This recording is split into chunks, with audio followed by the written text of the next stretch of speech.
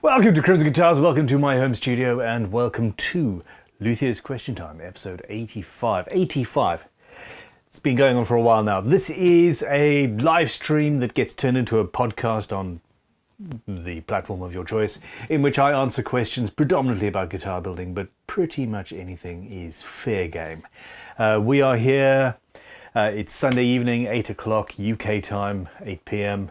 and it generally lasts for about an hour and a half. So if you're new to this, well, click like, subscribe, and ask me a question or two. Now, super chats are the best way to guarantee that I will see the question. We generally end up with about 100-150 people talking away in the comments, and it is absolutely not guaranteed that I'll see a normal question in the standard chat as it goes through, but I do try.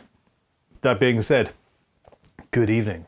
We have got Jess Guitars, Sweet Tea Guitars, Creevery, Wolford Guitars, Graham B, Luther for Builds, Disco Stew, Lisa Harshberger, Gothrider Creations, Tahoe Mike. I don't see any names that I don't recognise. E.R. Webster, how you doing? Steve Tuttle Guitars, Tom Woods. Hello everybody. Hello. Now, it's been... I'm standing up. I sometimes feel better standing behind the workbench rather than sitting at the desk, and it is one of those days. I've actually had a very relaxed weekend. Question here says no Discord questions tonight. No worries, Creever, I appreciate that. If you guys are not yet on the Crimson Guitars Discord, you should check it out. It is, well, it's a place where all of this goes on, but on a daily, hourly basis. So there we go. Obviously YouTube are clicking pop-ups in front of me telling me to hit the advert button. I'm not going to do that.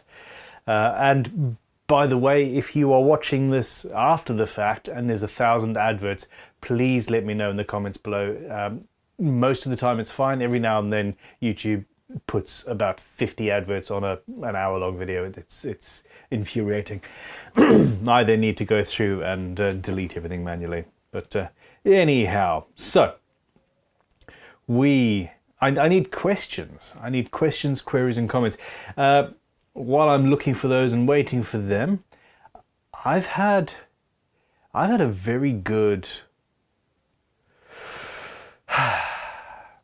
I've had a very good week.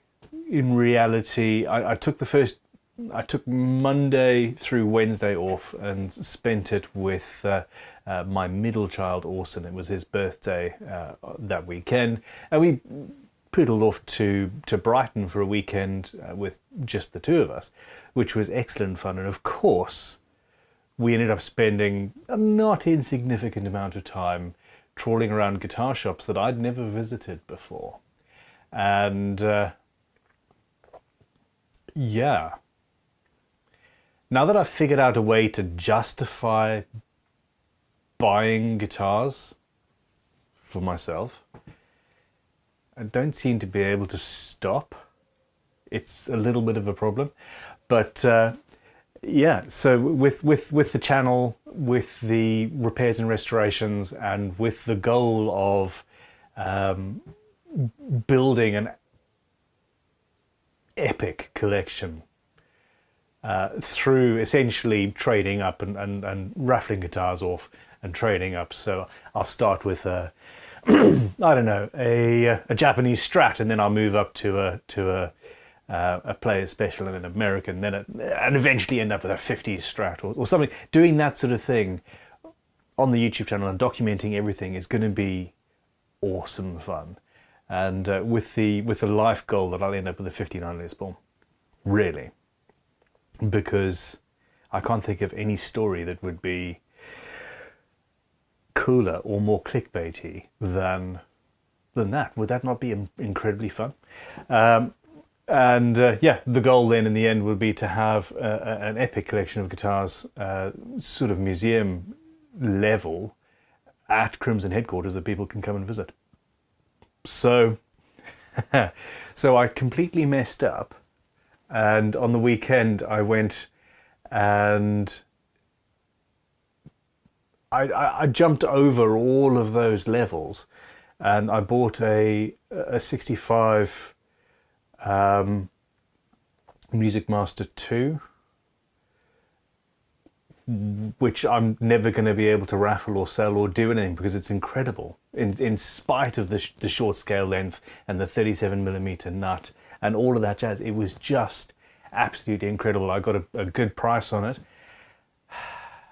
and I'm in love with a guitar made by another manufacturer, with a Fender. A single coil pickup has me very excited right now, and you guys are going to start seeing some serious changes in what I build, because I'm now allowing myself to look at and thoroughly indulge myself in other guitars. There's a video going live early next week, I hope, which will be me taking apart to its core, essentially, a 2007 Taylor solid body, which was their sort of Les Paul's solid body guitar. Incredibly interesting guitar. Everything about it is interesting, and yeah, watch out for that video. Anyhow, question. JS Trucking and Guitars says, have you seen any of the GGBO videos yet? Yes, my wife and I spend many of our evenings actually watching Great Guitar Build-Off videos up at the house. I have not seen as many of them as I would like, but it's the... I kind of wish it was only, I don't know, 50 or 100 people competing, because that's almost doable. With the 200 or 300 people, it's it's going to be difficult.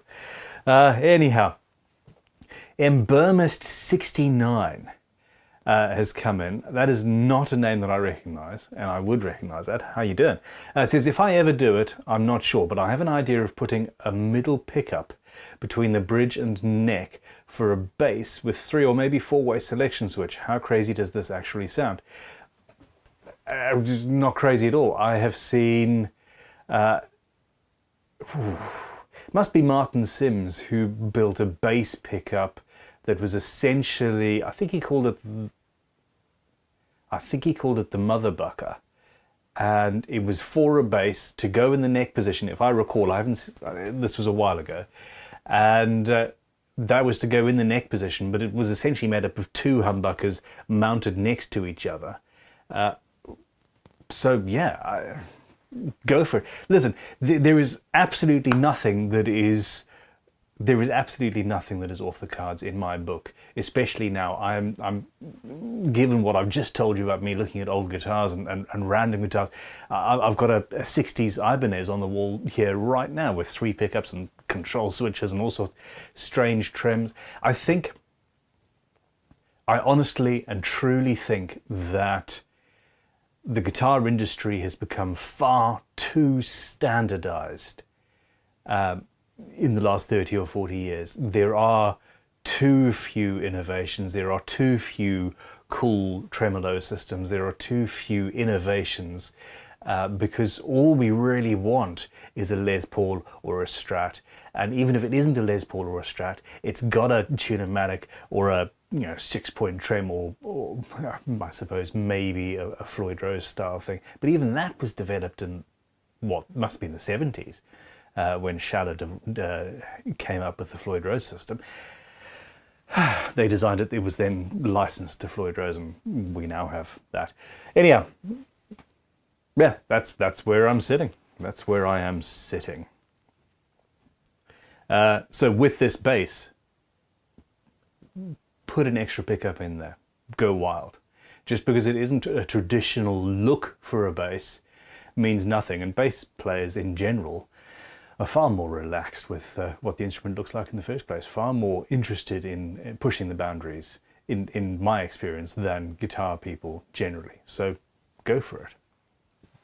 If I sound a little bit distracted, I've got my screen up here on which I'm able to see what's going live in the various different cameras and all that sort of stuff. And for some reason, camera 2 is flicking every now and then, so as is camera 4, and it's just flick, flick, flick, flick, flick. Now I've changed to camera 2, it's not going to do it.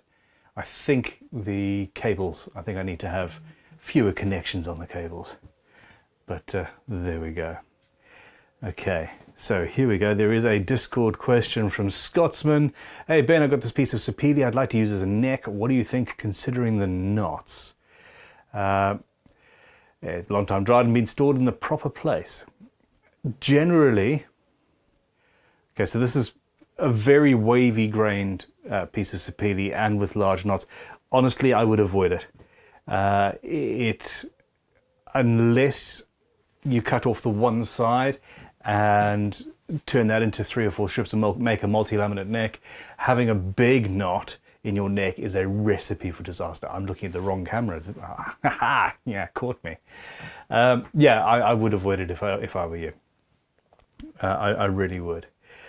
Sweet Tea Guitars, how you doing, Sweet Tea? Says, how do you feel about a wider fretboard at the heel like a Parker Fly at 59mm? Same nut width, 42, 43mm. I really like how the Parker necks feel. So, yeah, okay. I'm questioning something I said in a video a couple of days ago.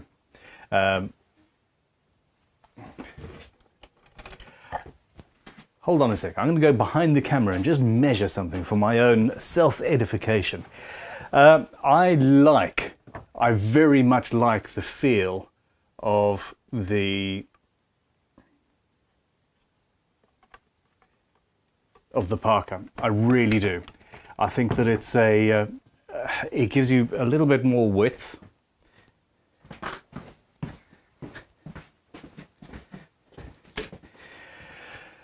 It gives you more width to play with, and it really does feel better. Now, well, that's it. It's in reality not that much of a difference to the way that the musician plays. It doesn't feel all that much different to the musician, in my opinion, but it is comfortable, and I do like it. I am a fan. I don't do it on every guitar. But I have done it on quite a few. So there we go. Yeah, so my question was about the nut width, 42, 43mm. In my head, 41 is around about the right nut width. But yeah, the Les Paul's over there, it's a 43mm nut. And in this video about the Taylor, I was complaining about how wide it is at 43.5 and complaining that it felt like an acoustic, but actually, it's a fairly standard nut width, so, well, there we go. Yeah, live and learn. I've never been good with numbers, I tell you that. Okay, Lisa Harshberger. Lisa, how are you? Will you make an electric upright bass? I'm mourning the loss of my bass and do not want to know if winner wants it fretted. Okay, so I literally, just as I was about to go live, I saw a comment from the winner, and commiserations, I'm so sorry that it wasn't you. The winner has made a comment under one of the bass videos saying, oh my gosh, I think I've just won the bass. He's asking you guys whether you think he should ask me to fret it or leave it fretless. He's apparently only been playing bass for 3 years or so. My opinion is leave it fretless, and then if he wants it fretted, send it back to me after a period of time. Yeah. Anyway. But even he doesn't know what he wants. Now, of course, I think it's somebody in the States, I suspect, who's won it. So there we go. Alrighty. Big Unit Guitar says, hey Ben, what's the best way to route the cover plate shelf? A rabbiting bit or something, or a really short top bearing bit? I generally use a short top bearing bit, i.e. A bearing on the shaft of the router cutter, I'm sorry, running inside of a template. If your template is thick enough, then you can go 2 or 3 millimeters deep. Because you've got a nice chunky template. And if you're already au fait with using a router, then even if your template is only, say, a 4mm piece of acrylic like we would sell you from Crimson Guitars, you can use that to make a thicker one out of chunky MDF, or just masking tape and super glue 2 pieces together. But yeah, that is my standard technique all the time. Speaking of routers, there's a limited release new Triton router out. and I'm about to get my first look. I'm quite excited. I've been using Triton routers now for, must be well over a decade. Well over a decade. Crikey, I feel old. And yeah, I love them. And yeah, there's an upgrade. Or an evolution, shall we say. Okay, now to answer Lisa's question, yes, 100%. I've actually wanted to make an electric upright bass, a proper EUB, since before I even built my first electric guitar, honestly. So yes, it's something that I would very, very much like to do. And with my ideas for the channel and for what we're doing, actually, a project like that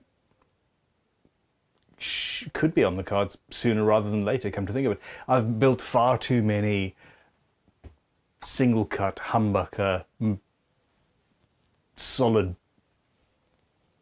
I don't know, tune-o-matic and stop tail guitars. It seems everything I do is basically that. And everything else looks like shreds, so yeah.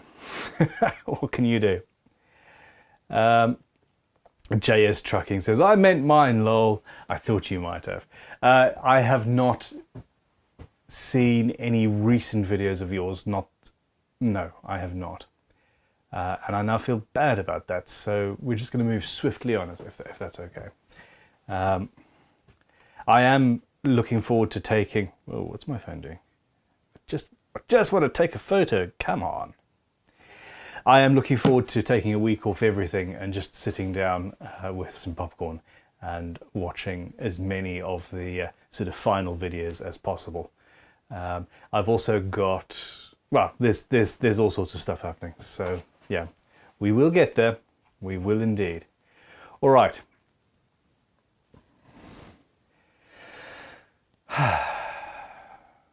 Feels like I've been talking for several hours already, and it's 17 minutes and 31 seconds.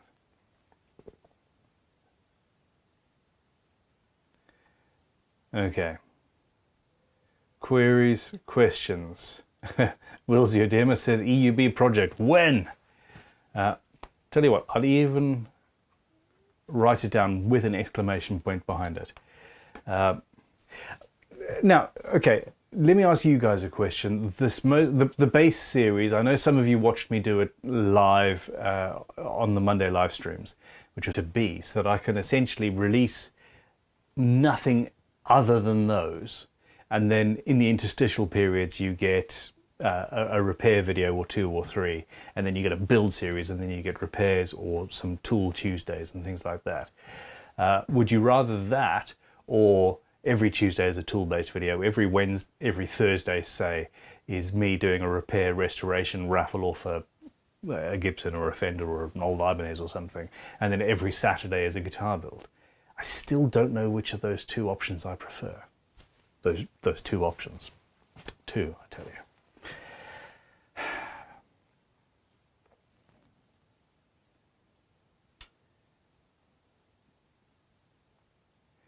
Now,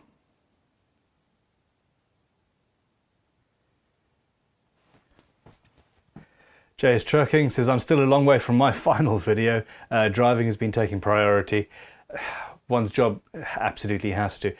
Yeah, and when I've intended on building, the weather wasn't good. This is a problem. So JS Trucking and guitars it's well, trucking followed by guitars, but you're also building from your trucks. So if you don't have the ability to set up a workbench outside, then you're not going to build. And recently it's either been horrifically hot or very, very wet. So yeah, I feel your pain, and honestly, I wouldn't know what I would do if I didn't have access to a workshop and to tools to make a bit of sawdust. Yeah, it's my centre. Okay. Creever says, Ben has so many projects on his list, it will take a bit until he has time.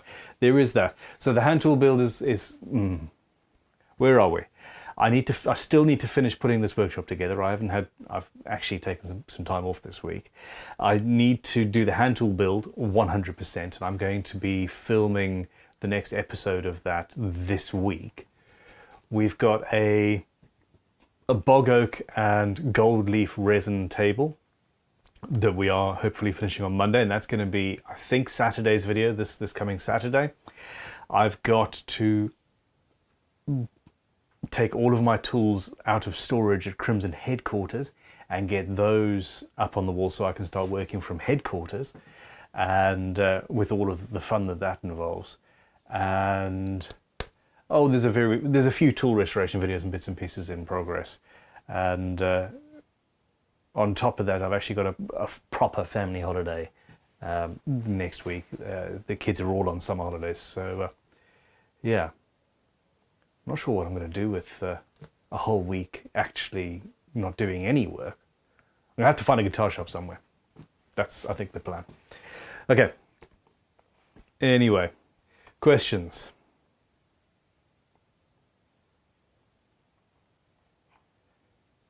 Now, Frugal Fixer says, my shop rebuild finishes this week. Back to work here. Congrats. I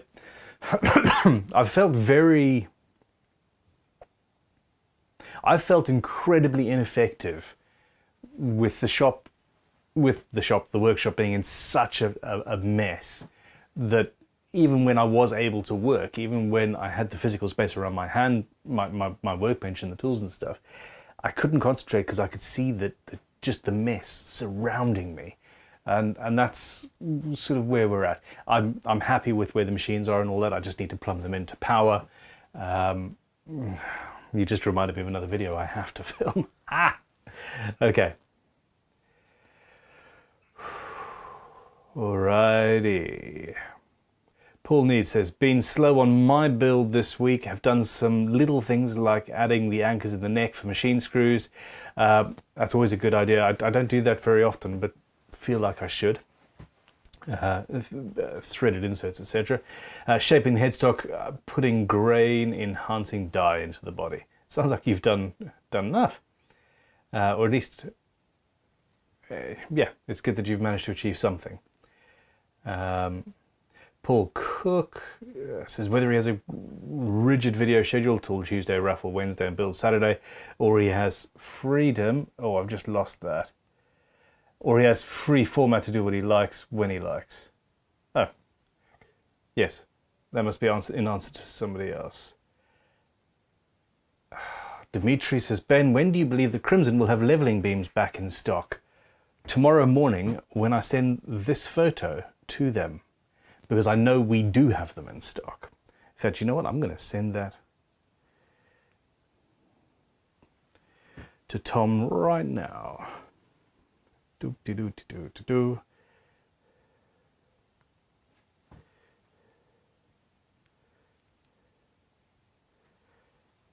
Let's see what happens. Okay. Oh, Big Unit says, I love the new shipping prices. I ordered some more goodies from you guys. Thank you very much for your support. And yes, I do too. So essentially in the UK, it's free shipping, blanket free shipping in the UK, and to anywhere else in the world we've got just 2 shipping tiers, one at £10 and one at £20. And no matter what you order, no matter whether it's I don't know, a tool that would normally cost us £10.50 to ship, or a 5 sets of templates that would normally cost us 150 quid to ship, it's all going to be 20 quid. And essentially the people who place the slightly smaller orders will be subsidizing a little bit of the people who take the bigger stuff. Obviously it's a business tactic to get people to order more and heavier things, but it also means that people abroad can order what they want, and the shipping is never going to be prohibitive, which, yeah, we think it's not going to bankrupt us. Now, let me, just in case in the next 3.5 hours or so, you're planning on buying anything from Crimson, don't, hold off. There is going to be a major sale. Our summer sale is being announced now. I'm announcing it right now. Yeah, there's going to be a sale on both vintagetoolshop.com and crimsonguitars.com, and there's going to be savings across the board. Now, I'm not sure if that's going to automatically go live at midnight or if they're going to have to do it manually when they get into work tomorrow, but there is going to be a big sale. So yeah, check that out. That in combination with the subsidized shipping, etc., should be an interesting month. We have spent the last 2 months trying to get everything in stock, though, hence me saying the leveling beams should be in stock. Okay, Paul needs highlighting flame with darker dye. Having sanded back, I find a sort of dirty marking on the non-flamed bits in between. Should I sand some more? Okay, so it very, very much depends on the wood you've got. Generally, I don't think I sand back as much as you already have. I don't sand the first coat back to absolute white wood with darkness. I sand it back so that the whole thing kind of looks grey, and then you put the colour coat over that, and that pops things. Another option is to use a black spirit-based or a brown spirit-based stain as your substrate, and then without doing any sanding, you go straight on with an acrylic stain. Acrylic? Water-based stain. And yeah, you get some particularly stunning things. But this is one of those jobs where really you can do it any number of ways and the result will almost always be interesting and attractive.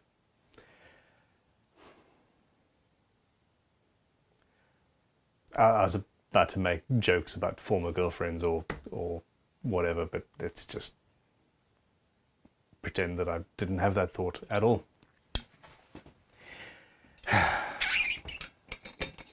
Yeah.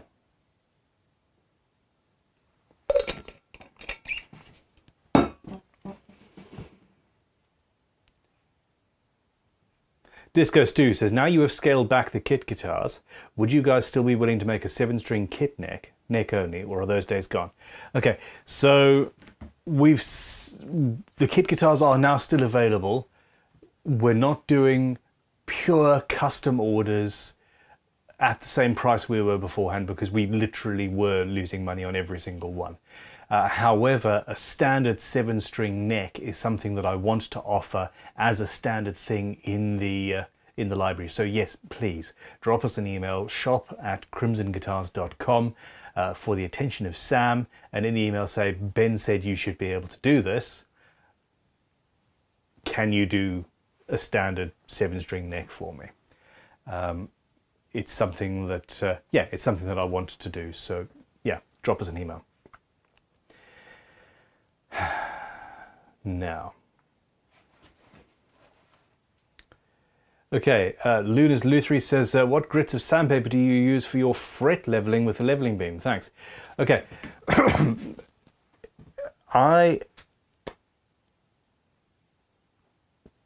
have fairly worn 320 grit paper on my leveling beam.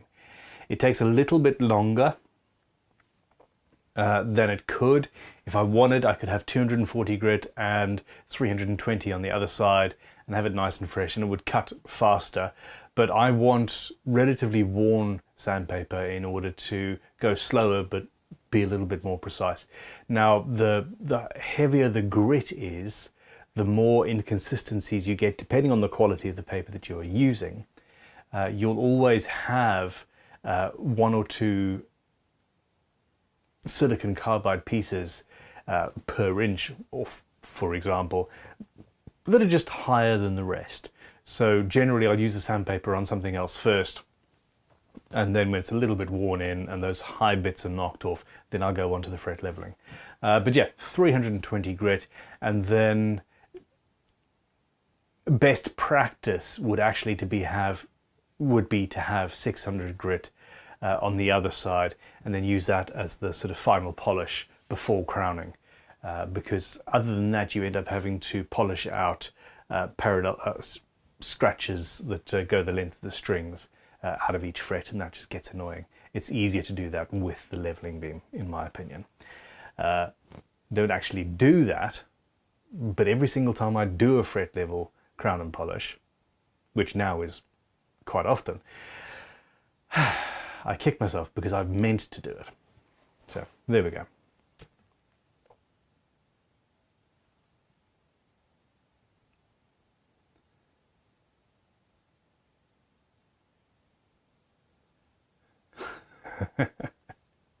Barry Christian says, of those two options, I would go for the middle one, lol. Okay.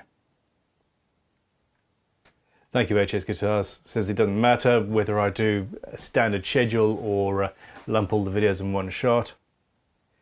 Wills, your demo says having set days with set things to do gives you more structure. I do agree, structure is very important.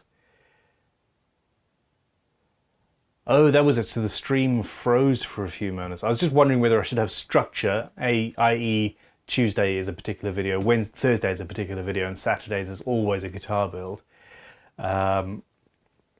Or always put out the guitar builds in one lump and say, okay, here, over a 1 week period or a 3 week period, you're going to get an entire build. But yeah.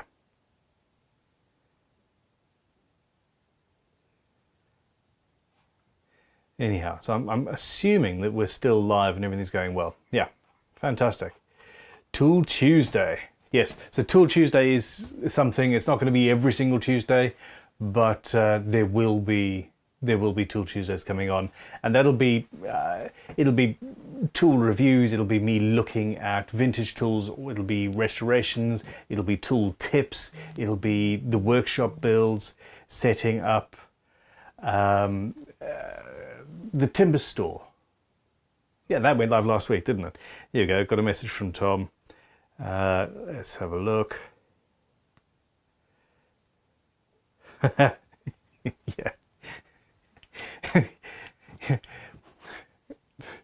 He's swearing. FFS, it shouldn't be possible with the way that the shop is set up for those to be out of stock, which is what I thought as well.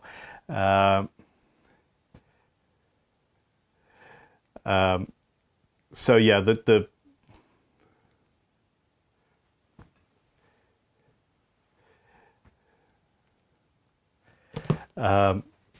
yeah, the leveling beams should be in stock. I know we've got them in stock. We've been working with various different stock control systems, and it seems like they're not currently functioning as they should. Lisa says, please see above from the website, 20 quid. Huh? Question.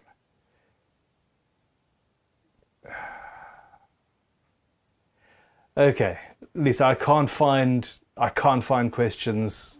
That's the whole problem with this. I can't go searching for questions. When you check out, there is a maximum of £20 charge for postage at checkout. That's unless there's a glitch. But anyway. Oh no, 12 and 8-inch leveling beams. I get it.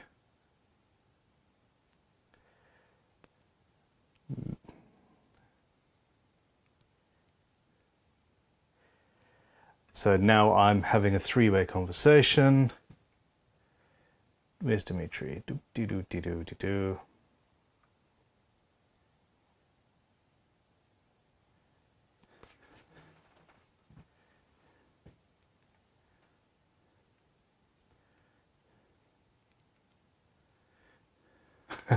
Okay, so 12 and 8-inch beams. I'm not actually sure on that. That is something that we'll be talking about on Tuesday morning. There we go. Car Price says, Ben, are you going to, or is it even possible to get spirit-based stains in shots? Last time I looked, I wasn't there. They weren't there. So, not all of them, and that is the problem.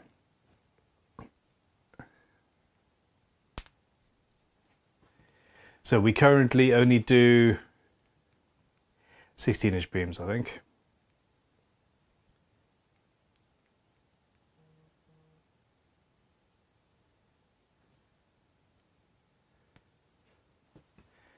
Oh no. All right, no, Creever is saying 8, 12 and 16-inch beams are in stock, and everything should be in stock.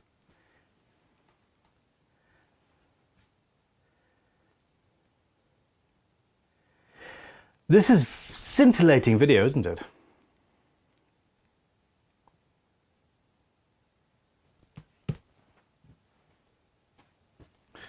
Okay, anyway, it's all good. Bulgarian Evolution says, don't start the sale till after the 1st. I've got no monies.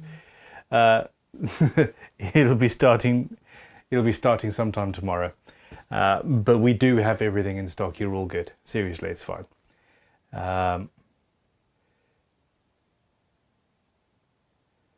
Okay. Rabnox says, sale, thank God I didn't order anything this week. Bonus.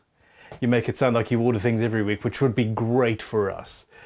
But anyway, yeah, apparently sale begins tomorrow. The sale should be on for a whole month. It should be on for the month of August. I can't believe we're in August already. So yeah, Tom is saying, pretty sure we've got everything in stock, plus we have even more coming in soon. So yeah.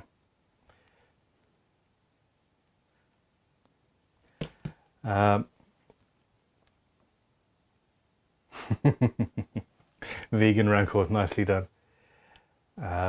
Okay. Okay, SM Myers says, Ben, I have a base neck that has 18mm holes for the tuners. My tuners are 13mm. What ways can I fix them to the neck? I would get an 18mm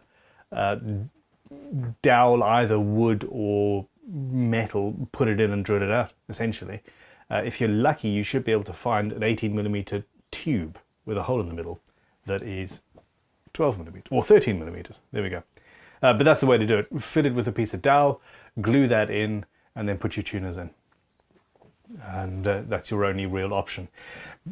Before you do that though, Google away and see. There may well be a conversion kit available. I have seen conversion kits to convert a 10mm guitar headstock hole, a tuner hole, to a vintage 8mm one. I think they're right. Anyway. Okay, Tom's just gone into the website. I didn't mean for him to do that, but he's made them all live. So yeah, those beams should be live.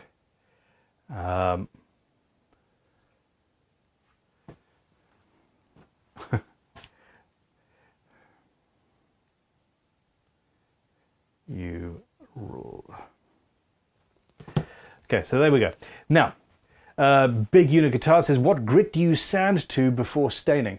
I very rarely go beyond 320 grit.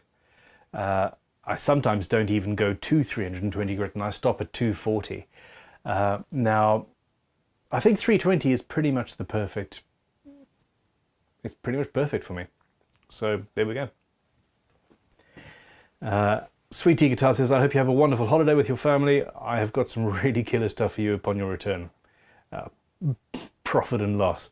He always says peace and love, and or writes P and L, and that in my head is now profit and loss because accounts and stuff. Anyway, well remembered, Todd. Well remembered, and I'm looking forward to seeing what you've got. You have got some very, very interesting timber supplies over that side of the pond. Okay.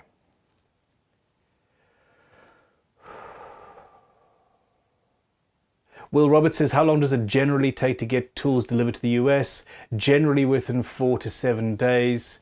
Now, the only issue we've got is this is going to be a sale, so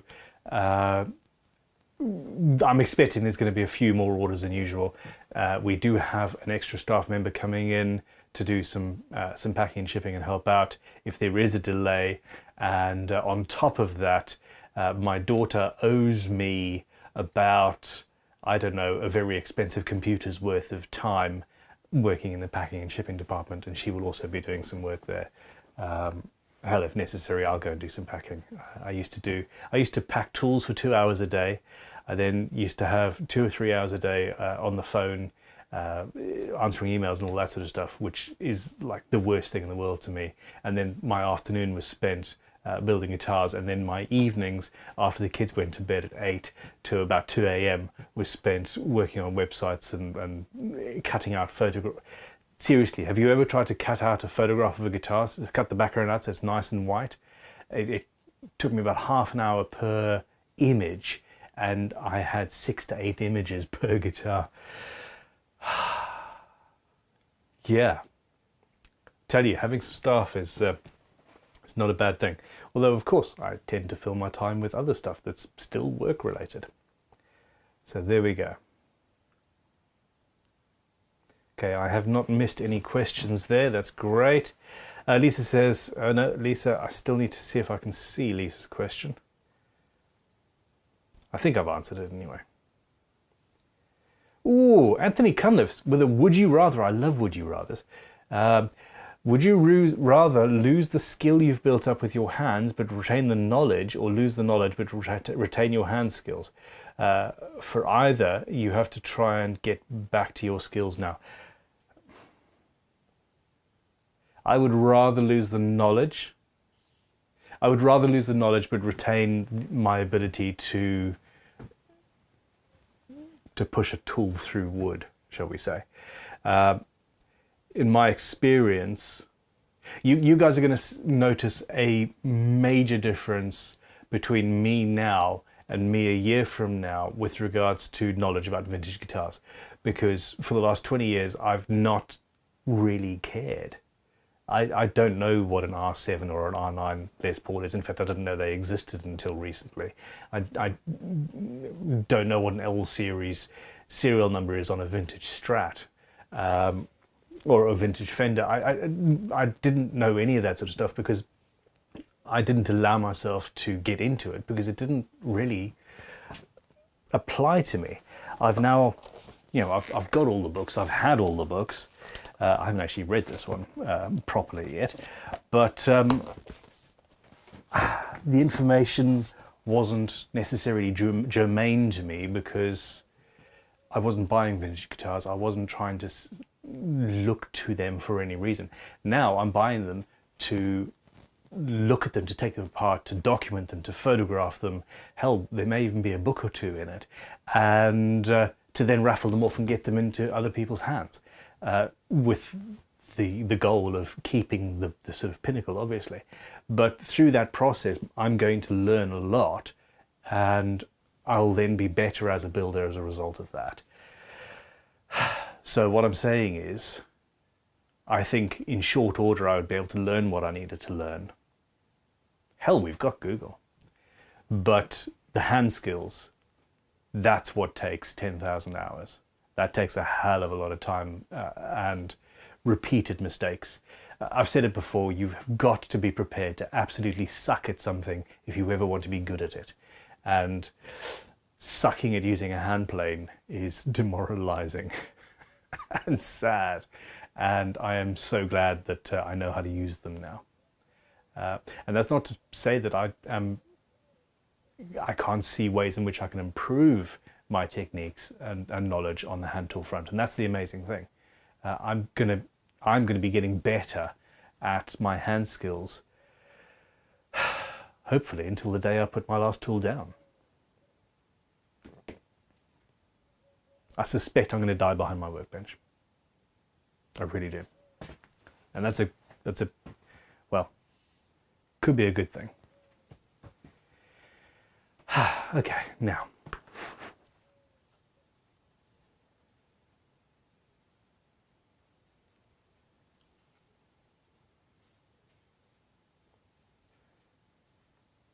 Okay, Goth Rider, good question.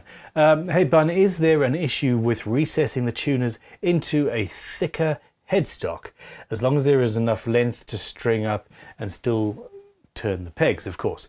I forget where I first saw this, but there was a builder in the UK, probably 20 years ago now, who did exactly that. They recessed the body of the tuner, so the back of the headstock was thicker, if you know what I mean, and the body of the tuner was actually recessed into something, into the headstock. And that guy said, oh, you know, chunky headstock, better sound. It's all about tone. It's all about the tone. Now, I don't necessarily believe that that is the case in reality. But there's nothing wrong with doing it. I myself have done it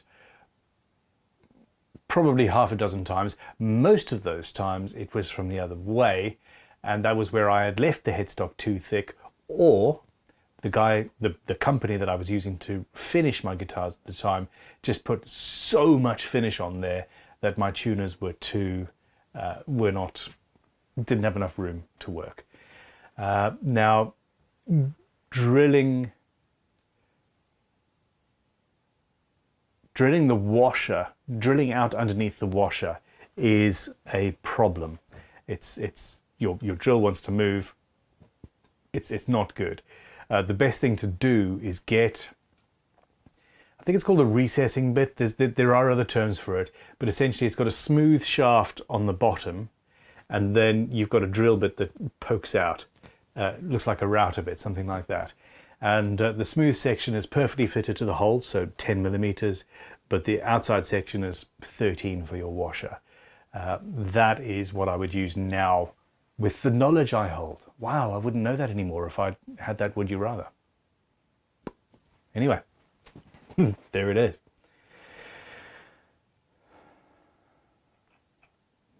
Okay.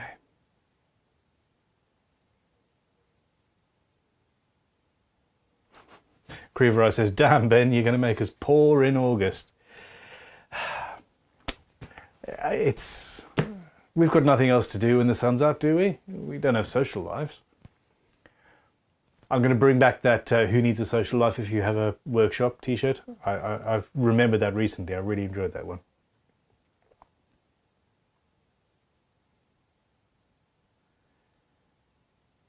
Hey Robert, how are you?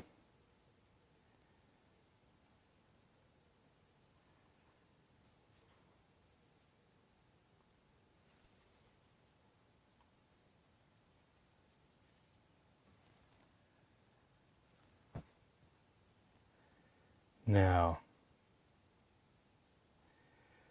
okay, here we go. This is from NSJ Guitars, aka Scotsman. How you doing? It says, Ben, I got a couple of B-grade Pale Moon ebony boards for crazy cheap, but they have 1 or 2 wormholes. How would you go about filling them in the paler areas?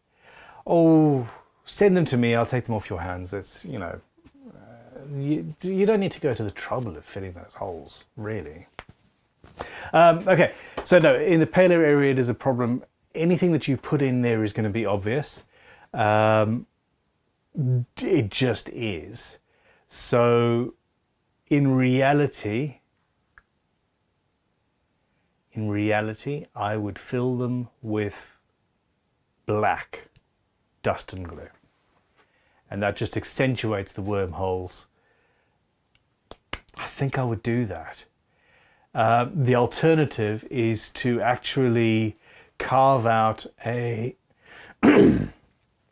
oval shape or something a little bit more random, and then fill that with something cut from the excess, or where the grain matches from the bit of fretboard that you're not going to use, and try and get that in. It's a dangerous game though, because on lighter wood you're going to see that outline. If the outline is a regular hole, it's a problem. Now, if you want to try and make a dowel that matches, you can get you can make yourself a custom hole saw to cut a 2mm thing, and all you need is a tube that has got a 2mm hole down the center. Carve some teeth into it, just with a file, and then put that in a pillar drill. You might need to have an L-shaped piece of wood to hold that in place so it doesn't skitter about the place when you're starting your cut, but that should work. Don't fill the end of the tube because you're going to need to pop through with a 1.5mm bit of steel or something in order to get your inlay out. Or you can cut a notch out of it like you would get on a leather punch. And in fact, I have actually used leather punch tools that I've turned into hole saws for this very purpose. Hold on.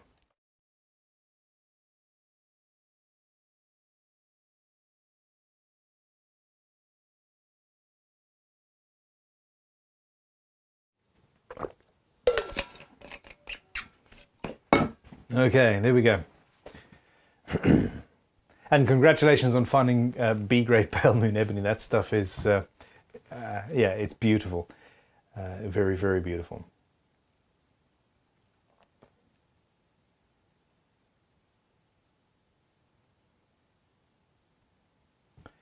The message has just flipped off my thing. Somebody says, I'm up for any video as long as there's juggling. You're out of luck.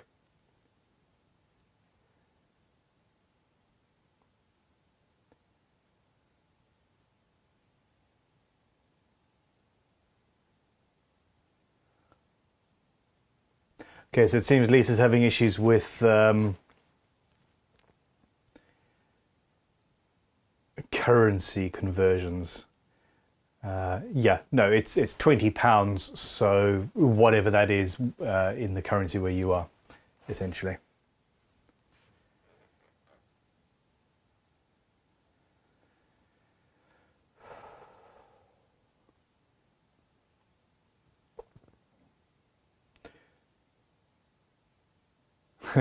Will says, Will's do a demo, agrees to fill it with contrasting material. And black plastic fret side dots would actually work as well. Will also says, try to put the holes under the frets if at all possible. That is a very, very good point. I don't seem to be able to plan that well, personally.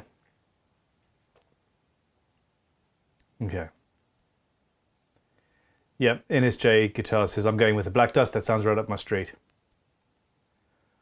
The alternative is actually to just design an inlay that goes over it. So, I don't know, a vine inlay or something where you can just be organic and put it wherever you want, really.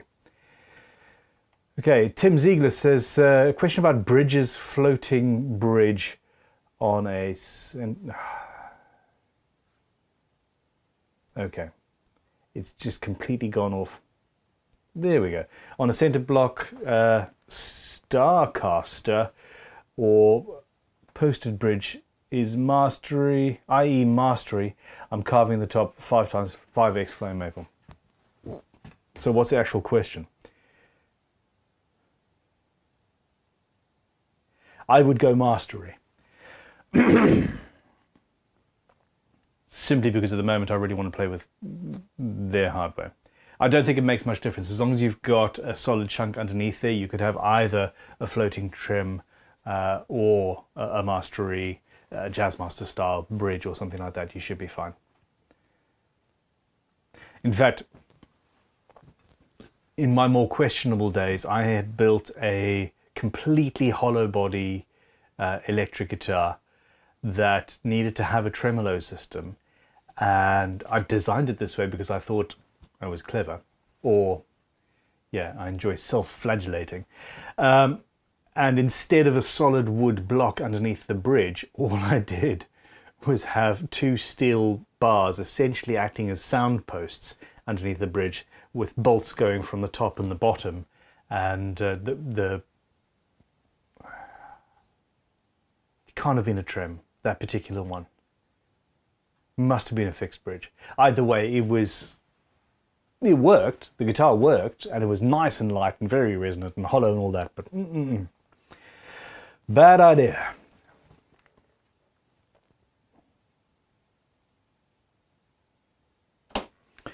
Okay, Drop D says, Ben, currently the notch straight edge for guitars is for Gibson, Fender and PRS scales. Is Crimson considering producing notch straight edges for other guitar scale lengths? Please excuse me, I don't know, whenever I do the live stream, I get a frog in my throat, and that's the only ever time. I should sit here with a pot of honey. So, yes, the guitar notched straight edge works on the traditional three scale lengths we've got. I would like to add baritone, although the bass notch straight edge, which is going to be back in the store soon, we'll also do baritones if you put it right. If your baritone is at a particular, I think 672 millimeters. Excuse me. But yeah, I mean, the question is, how far do you go? We would spend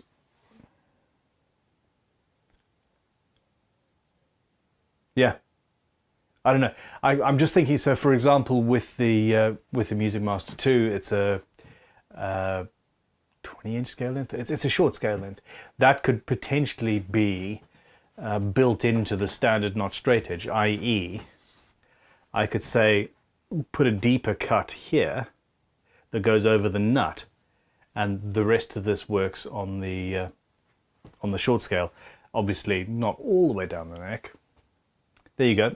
There's the fault in my plan straight away. Anyhow, at the moment, no, but if there's anything in particular you're after, drop us an email. And what does everybody else think?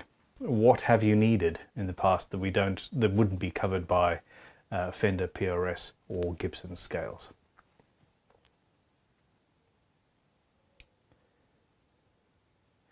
Night's Dew. Can you do a good fret pressing without a fret press tool? Is using the hammer method as well as a fret press? I personally really don't like fret presses. I don't like them. I don't use them. I've never used them. I've fretted 300, 400 guitars at this point, and I get a better result, in my opinion, with a hammer than I would get if I personally was using a fret press, period. Now, I think with a little bit of practice, I could probably achieve the same results, but I would need to practice, and that would mean, yeah, practice. So, no. In my opinion, hammers are absolutely fine, as long as you are careful and you don't slip and dent the fretboard, which I've done on occasion a long time ago. But yeah, you don't need to. If you're building one guitar or two guitar, or maybe even 2 or 3 guitars a year, you don't need to have a giant lump of steel taking up space. A hammer is all you need.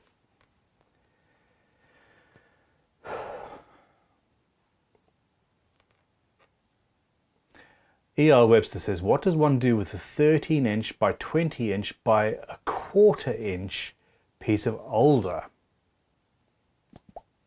A 1/4 inch is not a lot of wood. I would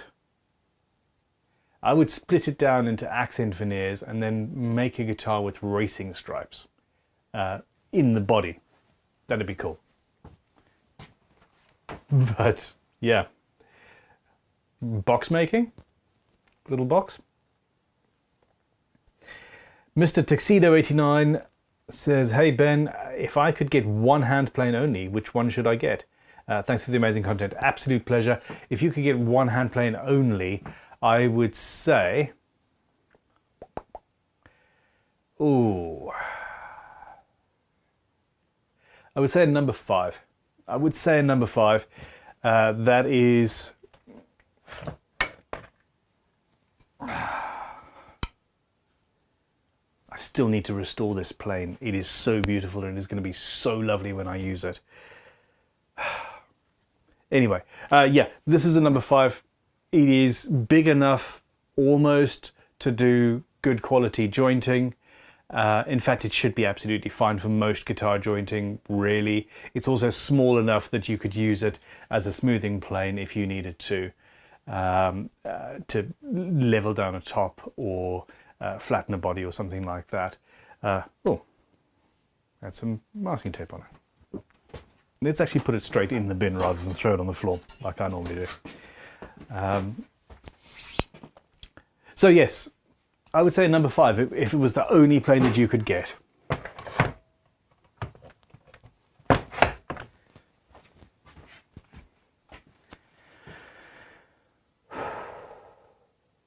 Okay, Sawdust Passion. Sawdust Passion, I'm sorry, I've not answered this in a timely manner. Single action truss rod, flat side up. I think all truss rods go flat side up. But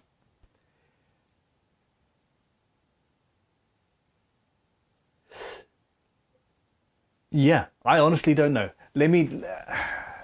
I haven't actually used a single action truss rod in 18 years, something like that. So I'm the wrong person to ask. I do think they all go flat side up. But the thing to do really is clamp one end to a bench and use your Allen key to move it and see which way it goes, and figure out yourself, because there are also various manufacturers of things, and what one does, the others might think is insane. So there we go. All right, where are we? We've been going for just over an hour, so there we go. Ooh, Creever says, number 62, low angle jack is my call if you only want a single plane. That's a good point. So I should have actually said that. The low angle jack is the one next to it. This is a Lee Nielsen number 62, Quangsheng do one, Veritas do them, etc. That, or you can buy a vintage Stanley for huge amounts of money. That's a very good call. Lovely plane, one of my favorites. They are pricier than a standard Stanley number 5. So if you want a relatively inexpensive vintage option, go for a vintage Stanley number 5. And then if you want a plane that will arrive pretty much perfect, good to go, then you go for a new Lee Nielsen, Quangsheng, Veritas, something along those lines. I think Stanley are even doing one, a new modern one now.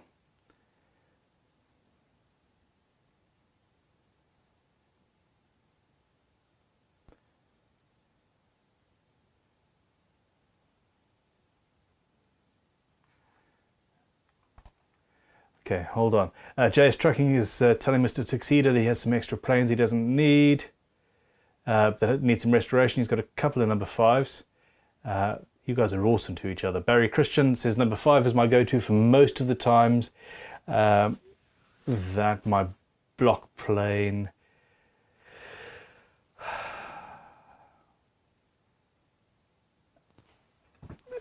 Wow, I'm tired. Yeah, they do most things mostly well. There we go. I had to look at something else for a second and figure that sentence out. Number 5s do most things mostly well.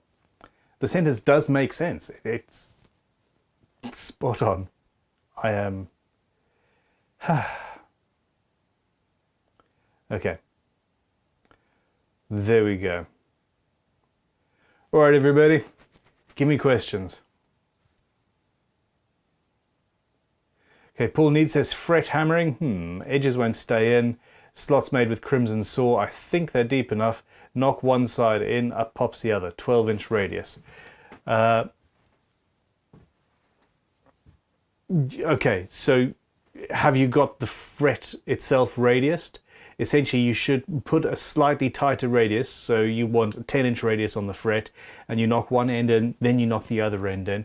If you watch any of my videos, you'll see when I'm fretting, you'll see that when I'm hammering one end, I've always got this finger on the other, and vice versa, just to keep it in place for those initial few taps.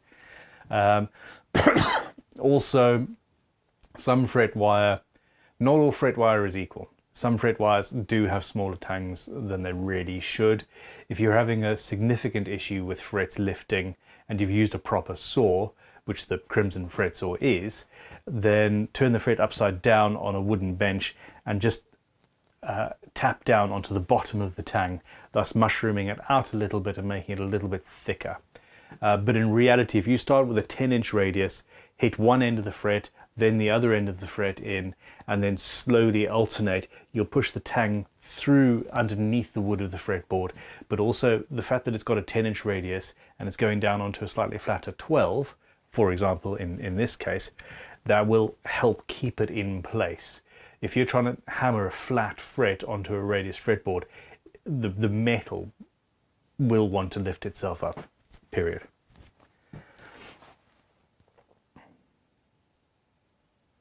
Goth Rider Creations says, has anybody seen Terry Love lately? No, we haven't. He tends not to pitch up for the Sunday live stream in any case, but I am a little bit worried at this point. Dimitri says, Ben, what are those wall mounts that you're using for your hand planes? They are something that we're developing at the moment for Crimson.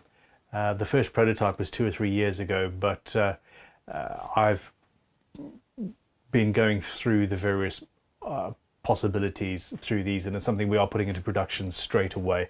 So if you're interested, drop us an email, shop@crimsonguitars.com. There has to be a few changes. These are the prototypes, but same thing with the tool racks. That's higher. That's too high. There we go. Same thing with the tool racks. These are going to be available in various materials. You don't have to have the acrylic, although I love, you know, my tools are magically hanging on the wall. It's great.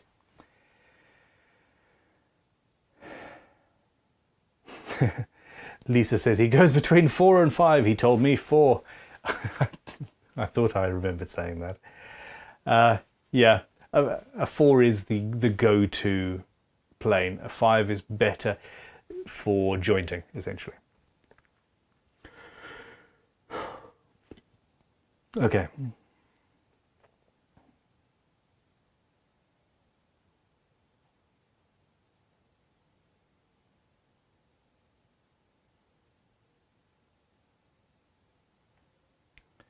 Now,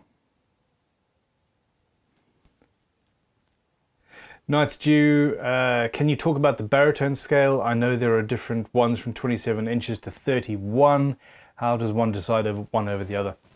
I generally go 27. 31 inches is, hell, 30 inches is a short scale base, in my opinion. I think the Fender Base 6 is a 30-inch scale, come to think of it. But yeah, I go for 27 inches or thereabouts, and it works for me.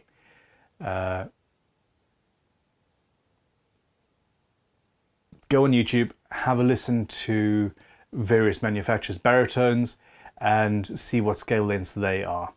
But generally 27 inches is the one that most string manufacturers work to, in my experience as well.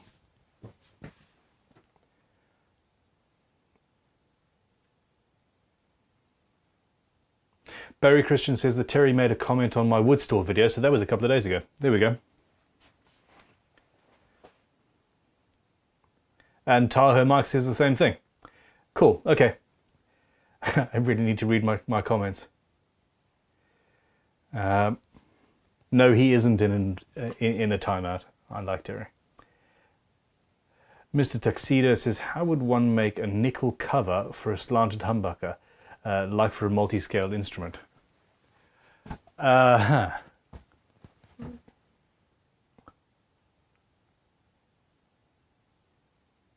Honestly, it's not... It depends on your skill level. It depends on one option that would technically be hand tool would be to make a box using silver solder, something like that, or half a box, obviously, that just goes around. I don't have that particular set of skills, although I really, really want to. I really want to. The way that it would be done properly would be to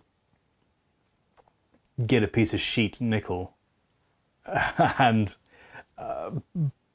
punch it into a former. So essentially you've got a template that is a hole, and then you've got a male section that goes into that hole that compresses everything through and just pushes that under huge amounts of hydraulic pressure, probably. That's the proper way to do it. In reality, if both of those things sound like the ball ache that I think they do, I would personally I would probably either try and customize an existing cover somehow, which probably wouldn't work, thinking about it, or I would make a flat section of nickel, nickel silver, something like that, to go just on the top, and I would maybe make an ebony or an easier to manufacture bit of material around the side. So you've got the look of the nickel, but on the sides you've just got ebony, for example. Good question. That made me think.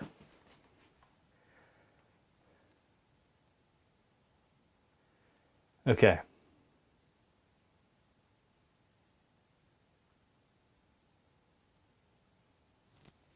Dimitri says, Ben loves all planes. See is all tools you need for guitar building. Still makes me laugh every time I see it. Yeah. Suter Guitars by Ton DeWitt says, number 5, Jack Daniels. That is required as well. If you're trying to run a small guitar business, alcohol helps. I don't endorse drinking while in a workshop at all.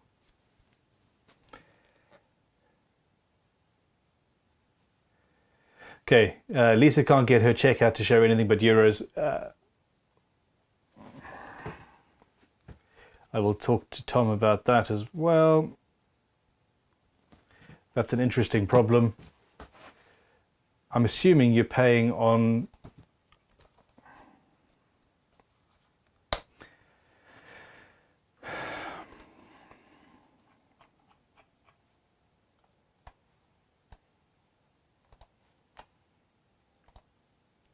There we go. So right at the bottom left of the website, you can change the currency to pounds, dollars, or euros, essentially.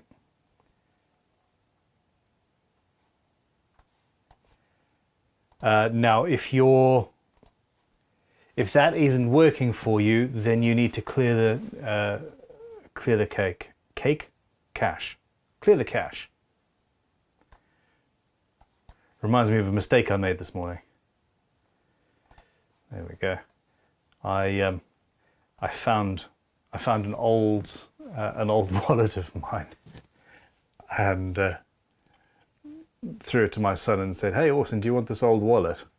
And he's like, "Yes." And I said, "Before you do, check and see if there's any money in it, because it's mine." And he says, "Too late. I already said yes." And yeah, there was some cash in there.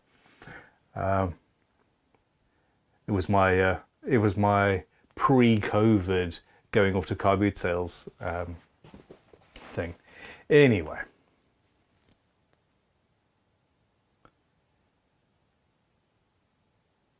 Ha! Discos2 says, I just found the 7-string kit neck on the website. I should have looked before asking. Hilarious. Fantastic. Okay. Creever says, the first time I welded something, I was totally drunk. Wasn't the best idea, but luckily nobody got hurt. Yeah, I mean, that's scary. I don't think I've ever successfully welded something. That's a skill that I would like to do. SM Meyer says, I always wondered, why do jazz bass guitars only have 2 pickups? Why not 3?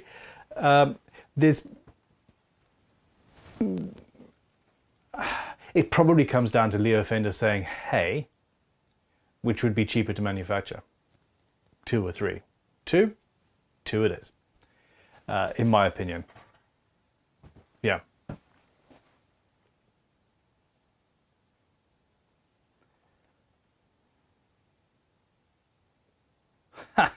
Graham B says, okay, time to get out of bed and get on with my day. I'm thinking the exact opposite. Everybody, it's time that I was in my bed and being done with it, dropping clamps on myself. Dimitri says, Ben, what type of wood would you recommend for custom pickup rings? I would recommend ebony generally, or rosewood. Anything that you would use for a fretboard should do perfectly fine. But you've got your pickup ring. Oh, hold on. There we go. So here's your pickup ring. You want to have the grain going along the full length of the longest side of it. But on the bottom, you want to have a piece of veneer or something with the grain going the other direction to add strength. If you've got only one piece of wood, no matter how thick, on a pickup ring like this, you've got several areas of very, very short grain. And when you put the screws in, it's going to want to snap and crack. Make sure that you drill the holes as early as possible, as carefully as possible, and as gently as possible, because these things want to crack when you do it. In reality, this is actually a product that I've wanted to do at Crimson for a long time, where utilizing the CNC machine, I would cut the pickup ring out of a wood, out of something, anything really, but then inlay a thick section with the grain going the other way into the middle of it to add that strength. And that would essentially be relatively indestructible. I've done it many times, and 7 out of 10 times I've cracked at least one, at least one, and had to super glue it back together again.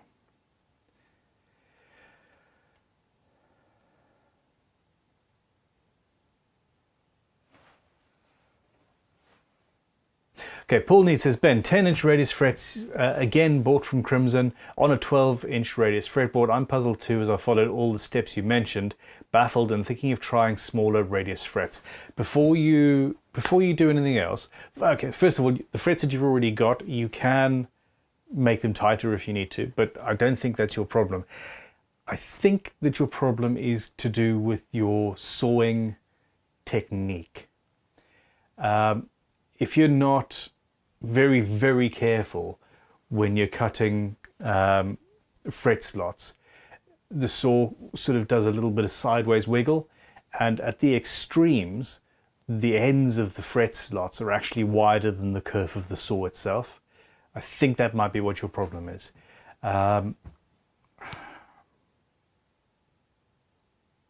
If you can take one of the frets and without the hammer, just gently press it in at the end and see what happens. If it goes in with just finger pressure, then the fret slot is too wide. The fix is, as I said, that you can just tap on the tang of it and compress that down and make it a little bit wider. But chances are you'll only have to do that on the ends because the middle should be fairly stable. And it's just a technique thing. It even happens to me every now and then. If I'm not concentrating, the slot will be a little bit wider just because of the way that I move when I'm cutting. So I suspect, Paul, that that's going to be what your problem is in this case. I tell you, I keep on looking over at the tool collection and the stuff behind you guys there. Oh, wow, is that a... I'm not used to so many distractions behind the camera. Ay, ay, ay.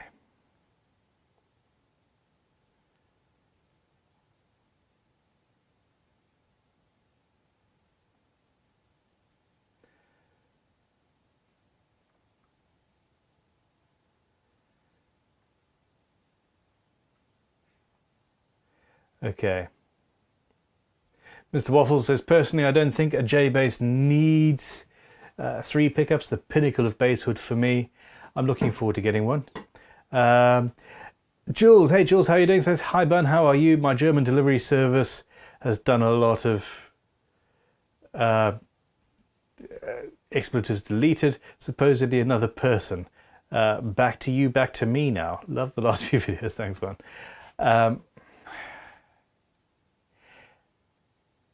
Somehow during COVID, or as a result of COVID, or since COVID, the German postal service appears to have become almost as bad as the Italian, which I don't really understand. But yeah, I'm sorry that you're having this pain. I am. Yes, Mr. Waffles, I do agree with you. I mean, yeah, damn fine instrument. Ian M says laminate wood onto aluminium for those rings. I do agree that would probably be the best from a manufacturing point of view for us to manufacture them. Yes, absolutely.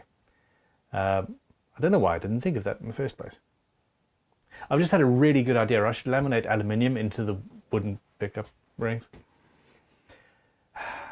Marsha, how are you? Good afternoon, evening, my lovelies. I would send a super chat so no one missed my message, but I quit my job a couple of weeks ago and we have to pinch hard enough to get liquid from granite this month. Good luck, and yeah, seriously, don't worry about the super chats. Yeah, good luck with the hunt for a new situation, and hopefully one that doesn't... I'm assuming you had a good reason to leave, and I hope that that doesn't occur in the next job. Okay, now, Grumpy Vault Boy, what a good name, says, I've got plain sawn mahogany for my heavy LP. Thinking about boosting contrast with dark grain filler, black paint or pigments and sanding down plus oil. What's your opinion? Okay,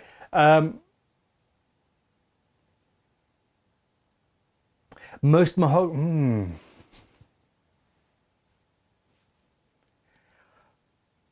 I'm not sure how much open grain you're going to actually have. That depends entirely on the piece, but plain sawn to me means essentially flat sawn and you don't have as much open grain. So maybe a grain filler wouldn't be the best bet.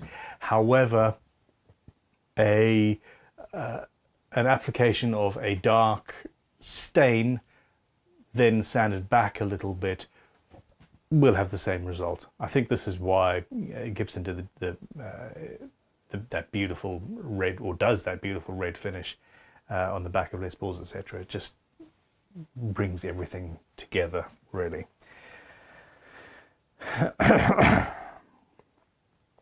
So yeah, pigments, sanding down, and oil is my opinion. I agree with your second option there.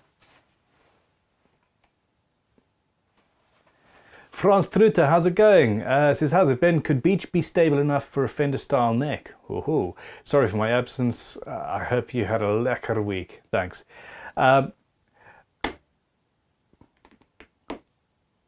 Yes, it could be.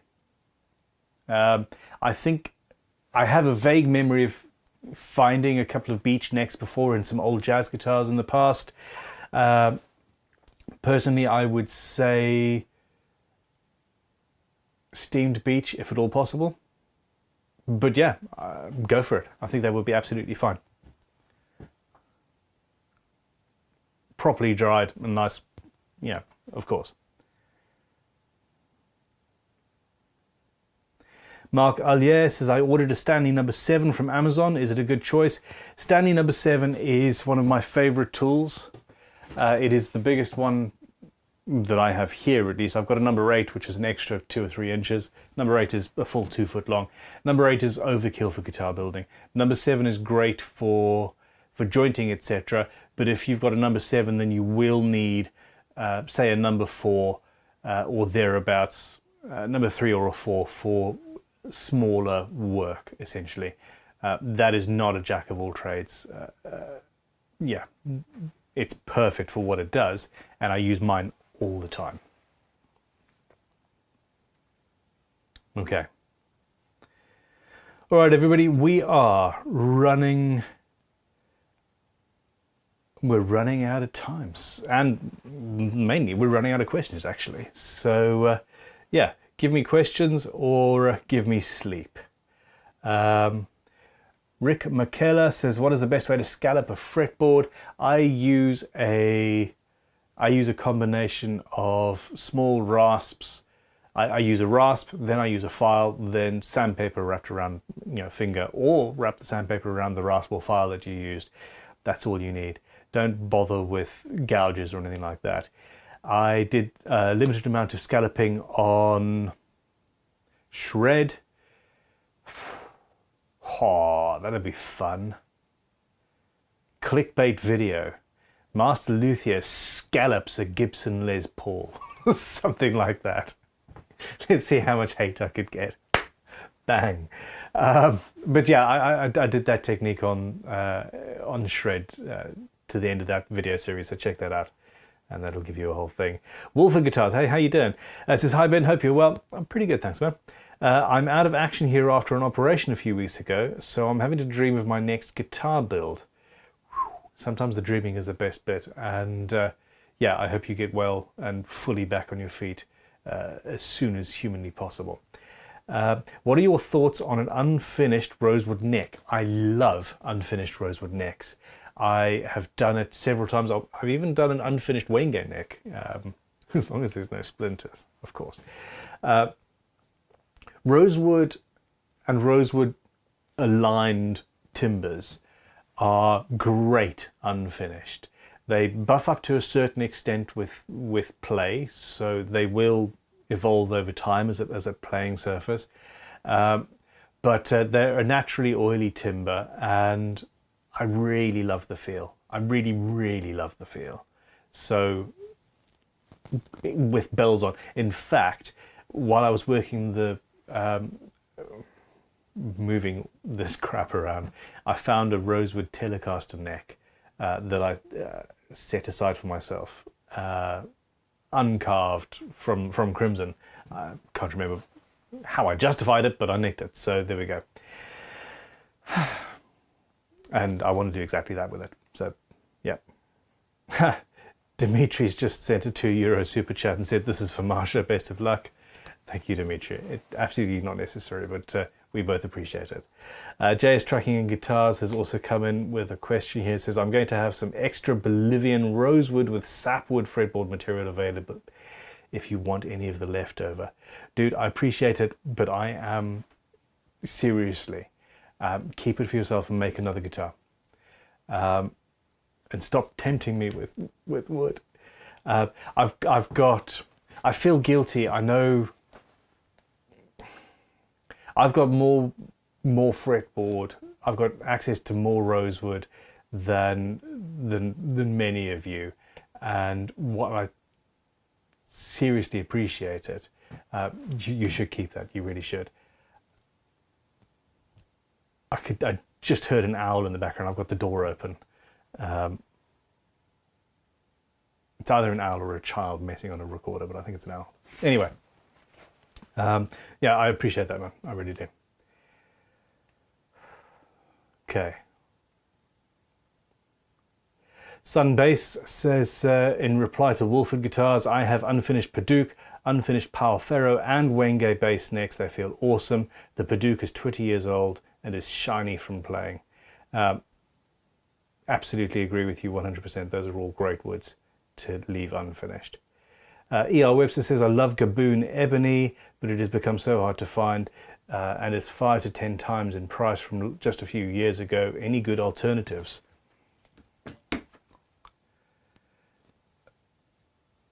Not really. Not really. I can't talk with experience. I haven't tried any of these non-wood alternatives. I need to. I need to. Replacement ebony video. There we go. I do need to experiment with that. Okay.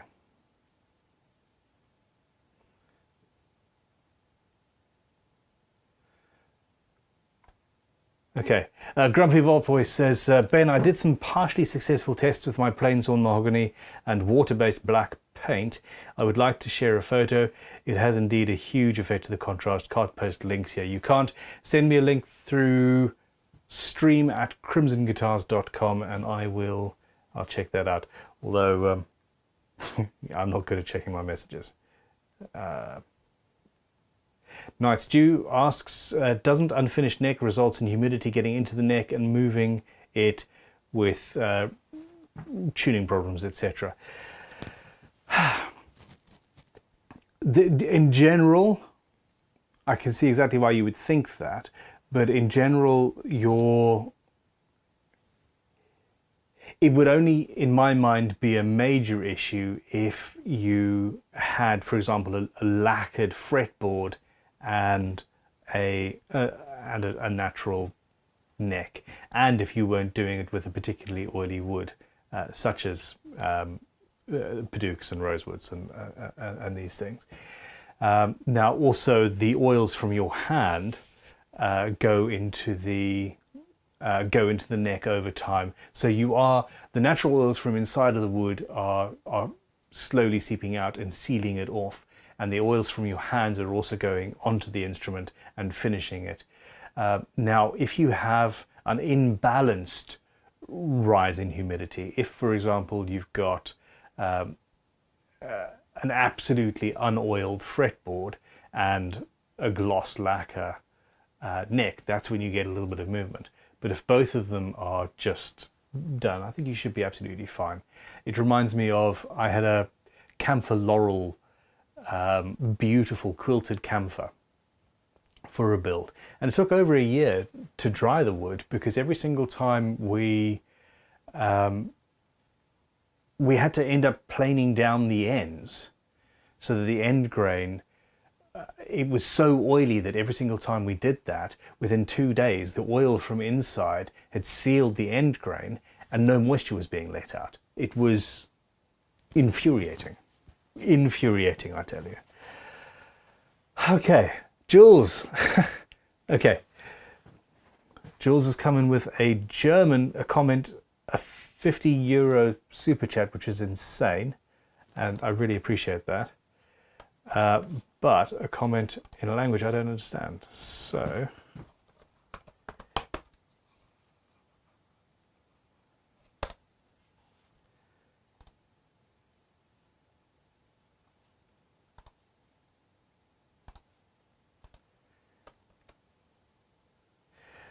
chocolate swamp ash body, maple purple heart neck, white ebony fretboard.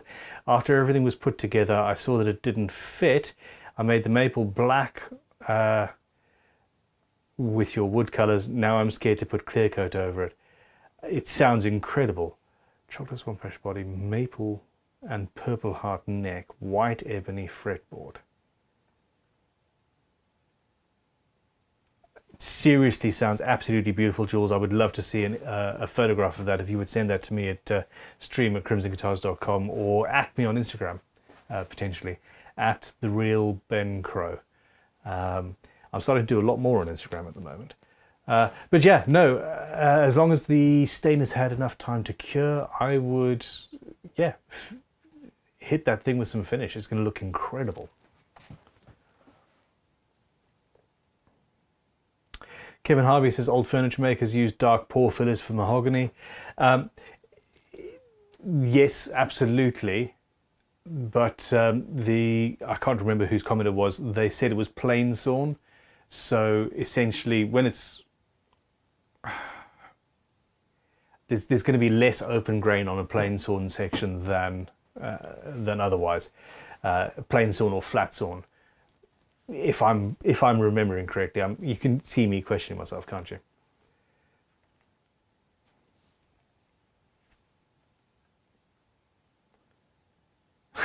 And Creever I translated it while I was translating that comment on Google.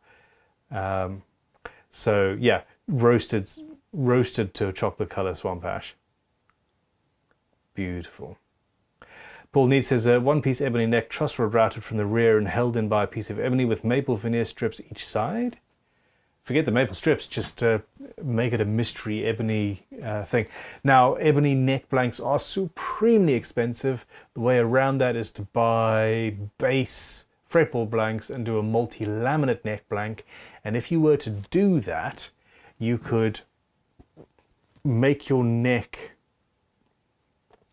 Essentially, you could glue half of the neck and half of the neck together. So you've got, say, 3 fretboards and 3 fretboards. And before you glue them together around the middle, you route internally where the truss rod would go. And nobody would know how you put that truss rod in there, because ebony, well, it would look like just a solid lump of ebony if it was proper dark ebony. That would be cool. I built... There was a recent video where I says, I think the title was Don't Do This at Home. That guitar had a solid ebony through neck. It was insane. It was absolutely insane.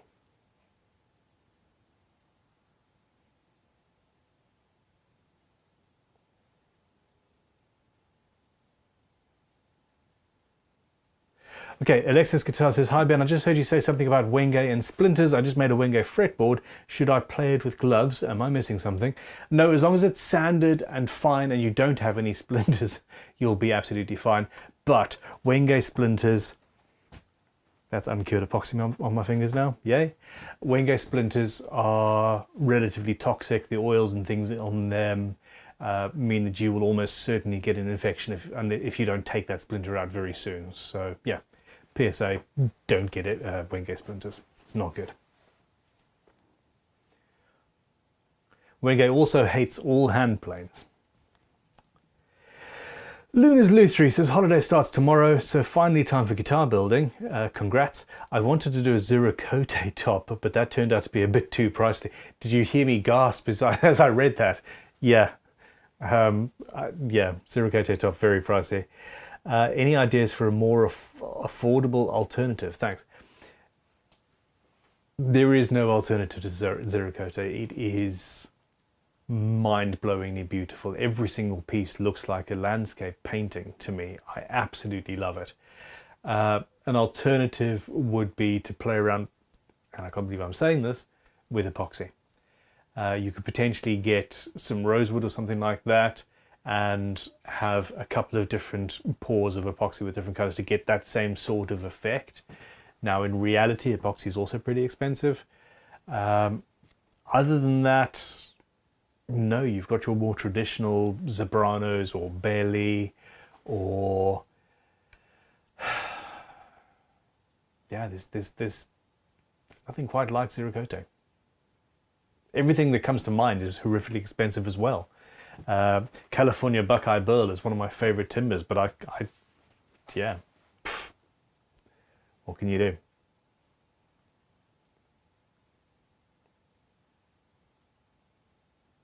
SM Maya says, I've got a 4-inch wide, 1-inch thick by 33-inch long piece of African rosewood to make a guitar neck. Oil finish or no oil or no finish needed.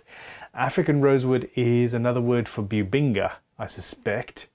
Yes, it is. It's bubinga. You could do that without a finish. I think you'd be absolutely fine. It's not quite as oily as rosewoods, as Indian rosewood, for example, but I think it would work absolutely fine. It's also slightly lighter though, so it might get dirty over time.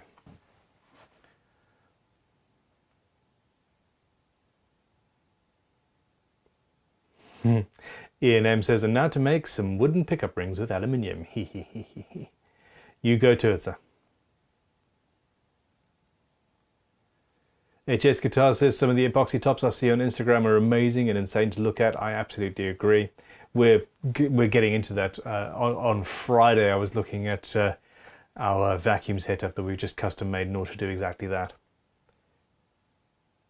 Dimitri says, Ben, from all the guitars you've built, which one is your favorite? It is still my 12-hour build.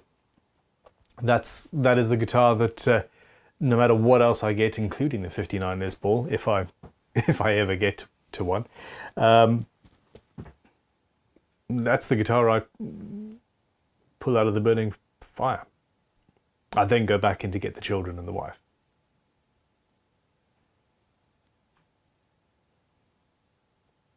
No. Nobody heard me.